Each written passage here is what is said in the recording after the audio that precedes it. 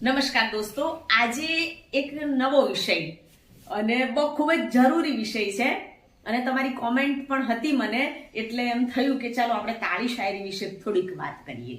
હવે એક એન્કર તરીકે જ્યારે તમે આપણે કાર્યક્રમમાં જઈએ છીએ અને એ વખતે આપણી ભૂમિકા એક એન્કરની હોય અને કાર્યક્રમને ખૂબ સુંદર રીતે વધુ દીપાવવા માટે, શ્રોતાઓને એ માહોલ સાથે જોડવા માટે એક એન્કર તરીકે આપણે કેવી ભૂમિકા ત્યાં અદા કરવી જોઈએ, અથવા તો કેવી પંક્તિ બોલી શકીએ, કેવી રચના બોલી શકીએ, કેવી ગઝલની પંક્તિ, કોઈ ગઝલનો શેર છે બોલી શકીએ, એ મુજબની આપણી થોડી સમજ હોવી જરૂરી છે, જેથી કરીને તાળીઓ પડતાની સાથે જ જે શ્રોતાઓ હોય છે એમને પણ ઉત્સાહ વધે છે અને જે પરફોર્મન્સ આપે છે એને પણ ઉત્સાહ વધે છે.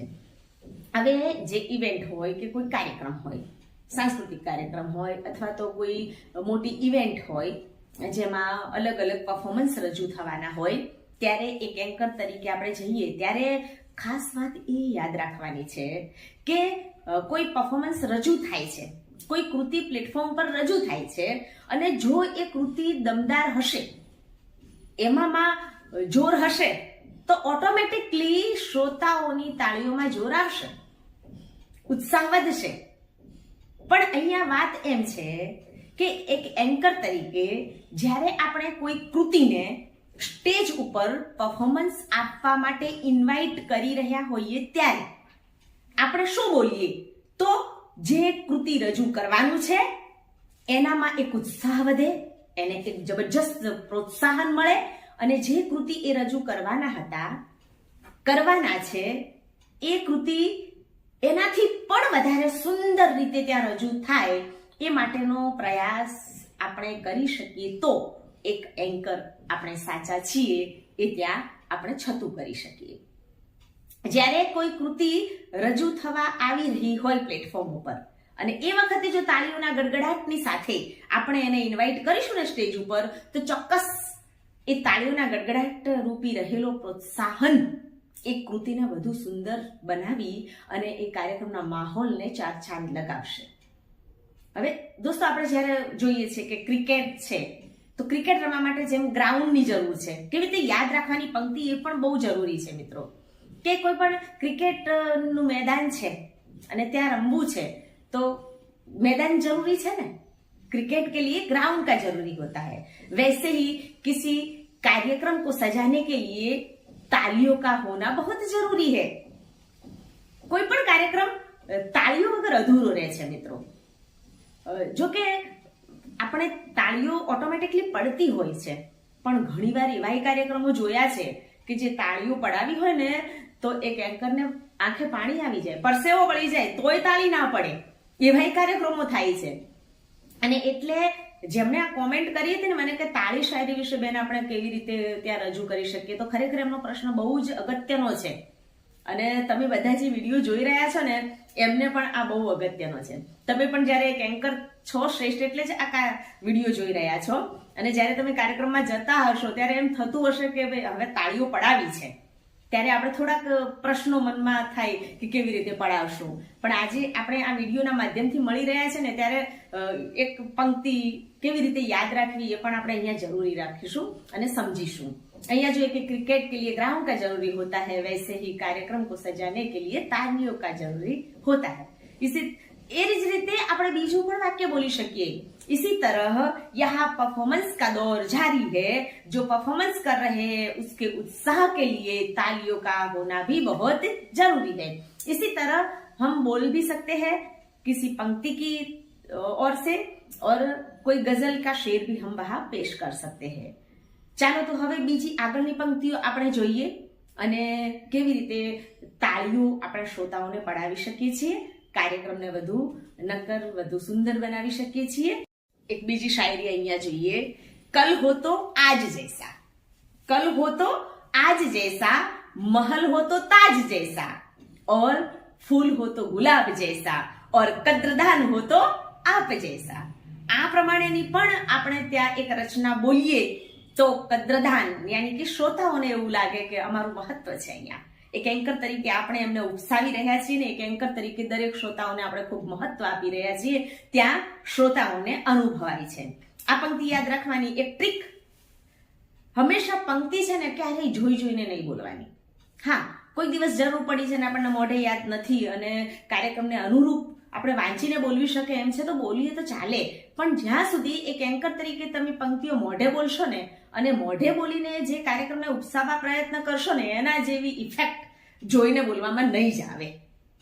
હવે અહીંયા આપણે એ પંક્તિ કેવી રીતે બોલી શકીએ છીએ તો महल हो तो ताज जैसा, ताजमहल याद करिए છીએ કે महल हो तो ताज जैसा और फूल हो तो गुलाब जैसा. અને ગુલાબ પણ બધા જ ફૂલોમાં પ્રિય છે તો આ બે લીટી તો આપણને ખૂબ સુંદર રીતે યાદ રહી જાય છે. અને સામે બેઠેલા શ્રોતાઓ એટલે કે કદ્રદાન, આ કદ્રદાન એ હિન્દી શબ્દ છે, ઉર્દુ વર્ડ્સ અને હિન્દી વર્ડ્સમાંથી આવેલો કદ્રદાન શબ્દ, અને એ પણ આપણે યાદ રાખીને આપણે કહી શકીએ શ્રોતાઓની સામે જોઈ અને શ્રોતાઓને સ્પર્શીને કે કદ્રદાન હો તો આપ જૈસે. બસ આટલામાં ઘણું થઈ ગયું. અને પોતાના વિશે કોઈ જયારે પ્રશંસા કરે ને તો સૌને ગમે મિત્રો, અને શ્રોતાઓની પ્રશંસા થાય ને ત્યારે શ્રોતાઓ ચોક્કસ તાળી પાડે જ. તો આ રીતે આપણે પંક્તિ બોલી શકીએ છીએ. અહીંયા આપણે આ પંક્તિ બહુ સારી રીતે યાદ રહી ગઈ છે. कल हो तो आज जैसा, महल हो तो ताज जैसा और फूल हो तो गुलाब जैसा और कद्रदान हो तो आप जैसा. બીજી પંક્તિ પણ એ રીતે આપણે બોલી શકીએ છીએ શ્રોતાઓ માટે અને તાળીઓનો ગડગડાટ કરાવવા માટે કે મન મચલ કે મોર હોના ચાહીએ. મોર શબ્દ આપણે યાદ રાખીએ. મન મચલ કે મોર હોના ચાહીએ, इस शाम परफॉर्मेंस का जोर होना चाहिए, इस शाम परफॉर्मेंस का दौर होना चाहिए, दिखाने कलाकार दिखाने बच्चे बहुत कुछ आए हैं लेकिन आपकी तालियों में भी जोर होना चाहिए. અને એ રીતે આરો અવરો યુક્ત જ્યારે શ્રોતાઓને ખૂબ વજન આપીને આપણે બોલીશું ને ત્યારે શ્રોતાઓને ઈચ્છા થશે કે હું તાળીઓ પાડું. આ પંક્તિ ફરીથી હું દોહરાવું છું કેવી રીતે બોલશું. મોર, દોર અને જોર.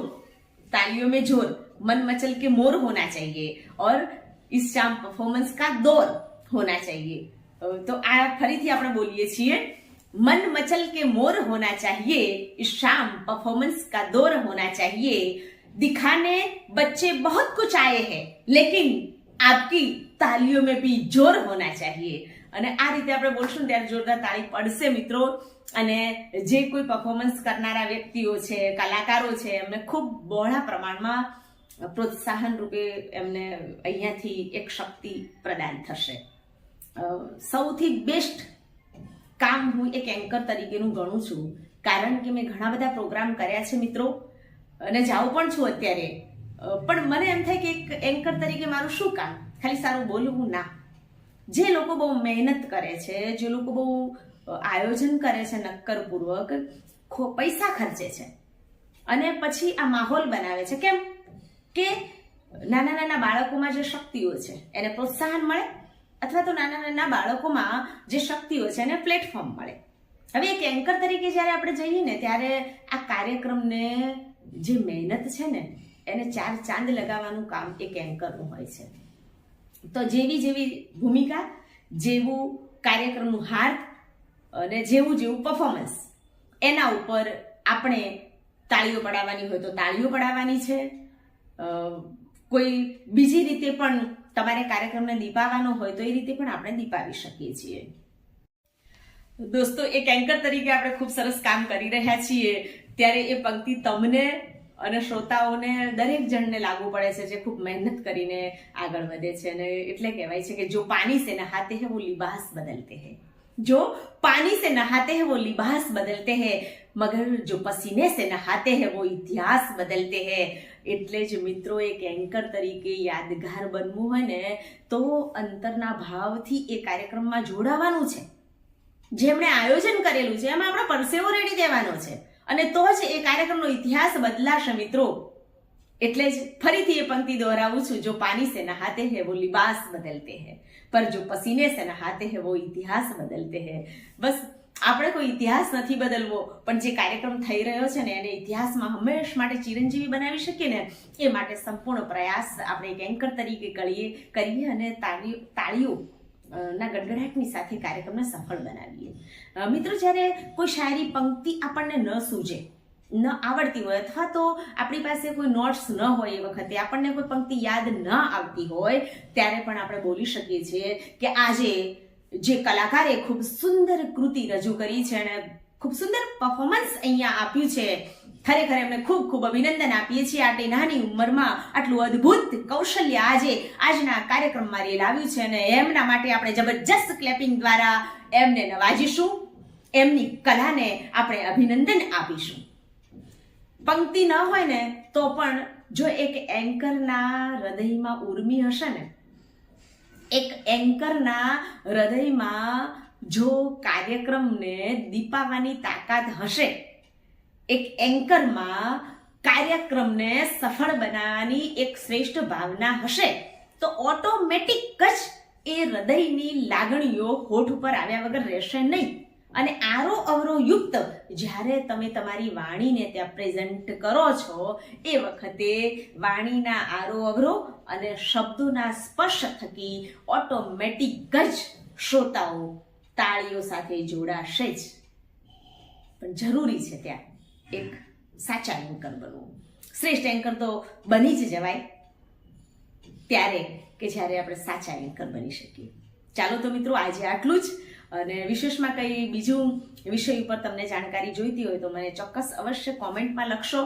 અને સાથે તમને મારે એ કહેવું છે કે જો આ વિડીયો મારો તમે પહેલી વખત જોઈ રહ્યા હોય અને મારી ચેનલને સબસ્ક્રાઇબ ન કરી હોય ને તો સબસ્ક્રાઇબ કરી દેશો, બેલ આઇકન દબાવી દેશો, જેથી કરીને હું નવો વિડીયો બનાવું છું તો તમારી સુધી આવી જશે.